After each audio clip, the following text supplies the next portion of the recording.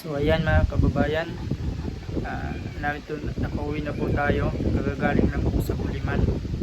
Kanina po may hindi ko inaasahan na nangyari sa church, hindi ko in-expect, pero yun, grabe po talaga. Panoorin po ninyo, ito po yung buong detalye, samahan po ninyo ako.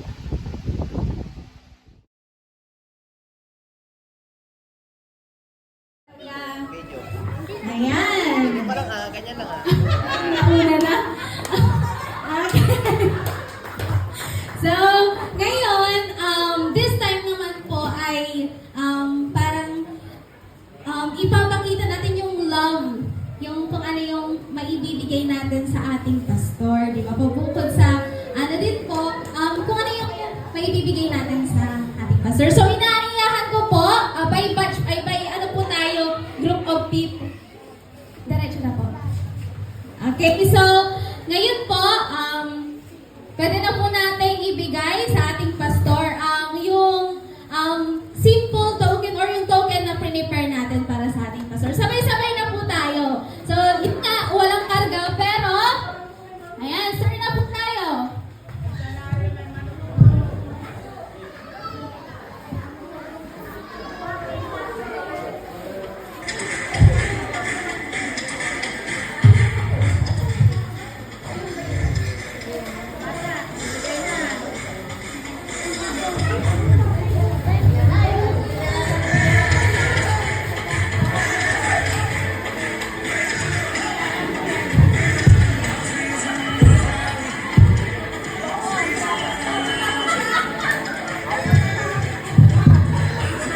Okay po, so ayan, nakikita na natin. Parang nag-grocery. Ang kahapon lang, nag-pray si Pastor ng kanilang pangailangan. Ngayon, talagang answer prayer.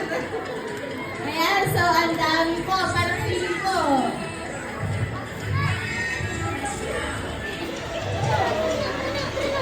Ayan. Ngayon, Zilo. Walang palawan. Okay. Box. Maliit daw yung box. Pwede nilagay ko yung box mo dyan. Maliit daw yung box. Ayan, hindi na kasha. Nagpapataw. Ayan po. So, meron pa dito. What's the idea? Ayan.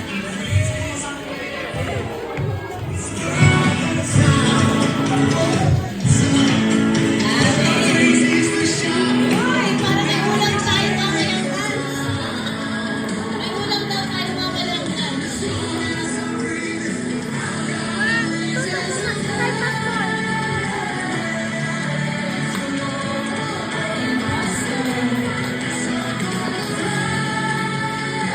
Meron pa po ba kahapon? Kahit matisinay, pwede rin po yung mga kulay blue, kulay yellow.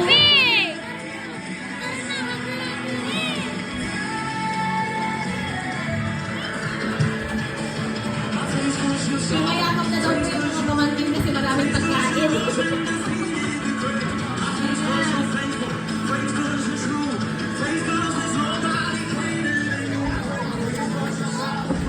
Dan, dito ka dito.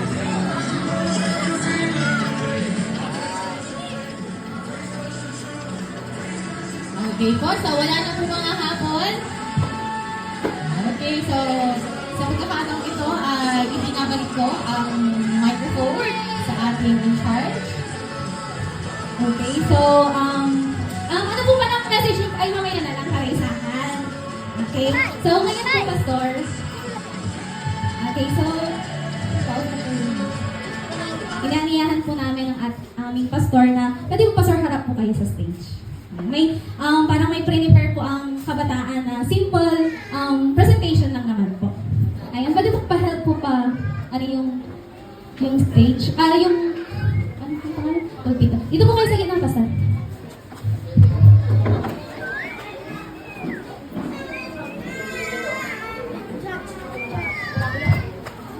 Diyan, akin na.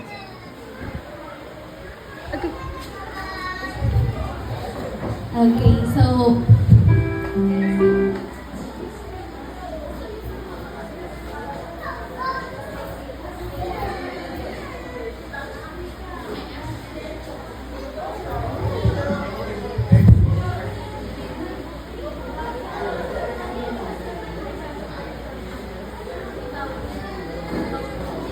Tito, para kang nag-grocery ah. Tito.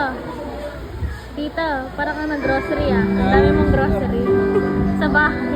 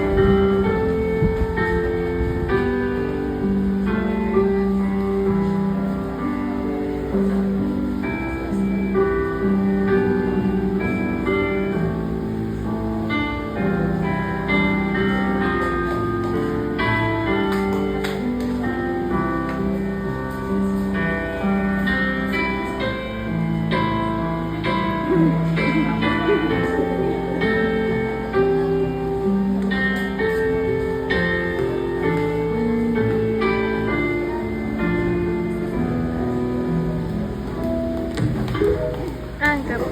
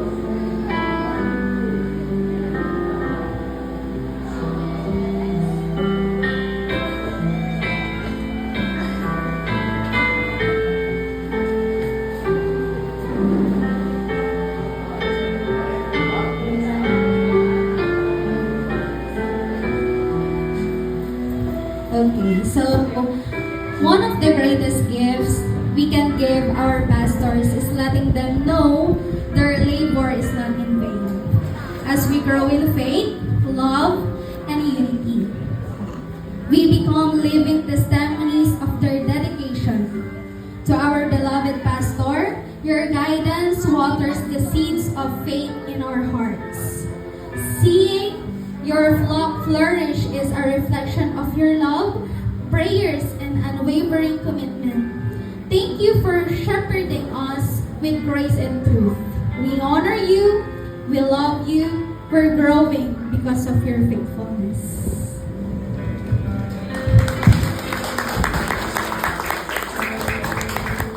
So, ayun po. Yung mga bata. Yan. Expect ko simple lang.